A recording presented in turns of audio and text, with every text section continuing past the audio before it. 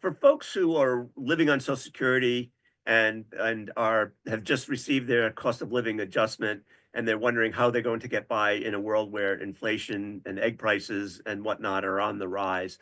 The key thing is always to go back and look at your expenses and to look at what are your essential expenses and what are your discretionary expenses.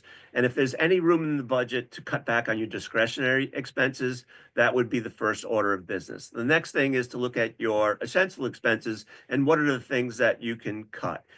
Maybe it's your heating bill, and maybe it's lowering the temperature in your house by a degree or two.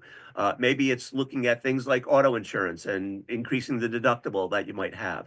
So look for little ways that you can sort of reduce your expenses so that at least the limited increase in your Social Security benefit can go a little bit farther than it might have if you just left all your expenses unreviewed. When I think about the Social Security Trust Fund becoming depleted in 2033, there's the potential for a 21% cut in your benefit across the board.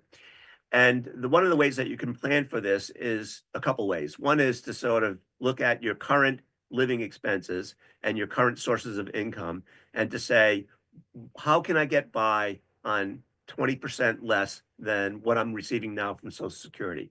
The other is to create a worst case scenario. If you're young, for instance, there's a possibility that you might not face a potential benefit cut, or you might face higher taxes and a benefit cut.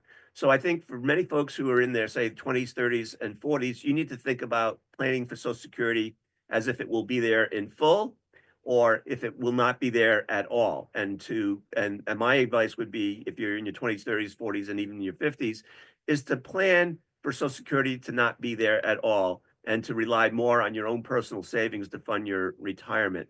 It's impossible to predict the future, obviously, but one of the things that you want to do is to create scenarios, best case, probable case, worst case scenarios, and work around those as you think about potential benefit cuts to Social Security.